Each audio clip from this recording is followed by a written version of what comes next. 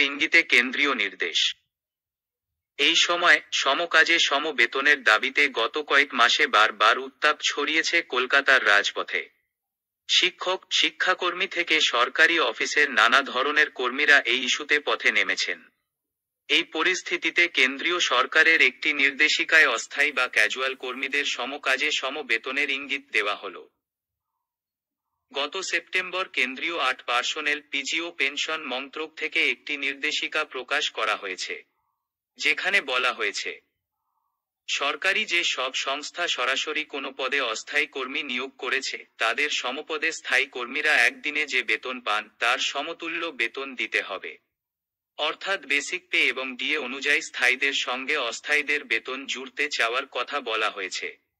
অবশ্য অন্যান্য যে সব ভাতা স্থায়ী কর্মীরা পান সেই সুযোগ অস্থায়ীরা পাবেন না বলে জানানো হয়েছে। দৈনিক কাজের সময়সীমা ৮ ঘন্টায় বাঁধতে হবে বলেও নির্দেশিকায় উল্লেখ করা হয়েছে। অন্য কোনো সংস্থা বা কন্ট্রাক্টরদের মাধ্যমে কোনো সরকারি সংস্থায় কেউ নিযুক্ত হলে সেই কর্মীরা এই সুযোগ পাবেন না। এই নির্দেশিকা জারি করার পাশাপাশি ভারত সরকার সুপ্রিম কোর্টের ২০১৬ সালের একটি রায়কে হাতিয়ার করেছে।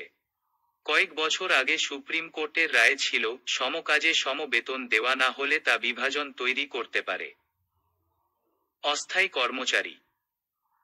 ১৯৯৩ সালে এই সংক্রান্ত একটি আন্তর্জাতিক চুক্তিতে ভারত সরকার স্বাক্ষর করেছিল। রায় দেওয়ার সময় সেই চুক্তির শর্তগুলিকেও সামনে এনে দেয় সুপ্রিম কোর্ট। ২০১৬ সালে সুপ্রিম কোর্টের রায় বের হওয়ার পর থেকেই সরকারি নানা সংস্থায় কর্মরত অস্থায়ী কর্মীরা সংগঠিতভাবে সরকারের কাছে সমকাজে সম বেতনের দাবি জানাতে থাকে।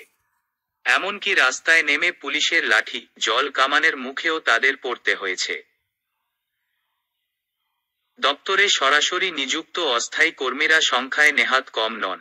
কেবল স্কুল শিক্ষকই রয়েছেন ১১ ধরনের, যাদের অনেকে অস্থায়ী।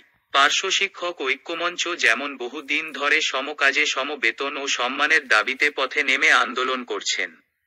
সম্প্রতি কল্যাণীতে পুলিশ তাদের আন্দোলনে লাঠিও চালায় বলে অভিযোগ।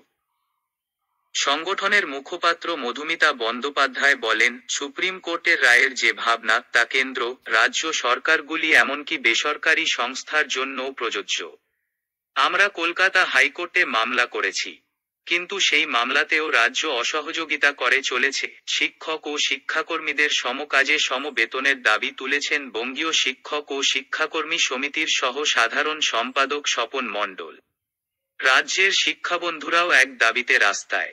তাদের মঞ্চের মুখপাত্র নন্দদুলাল দাস বলেন, আমরা বারবার সরকারকে দাবির কথা জানিয়েছি, সুপ্রিম কোর্টের রায়ের কথাও বলেছি, কিন্তু রাজ্যেও সরকারের নানা মানা হচ্ছে না।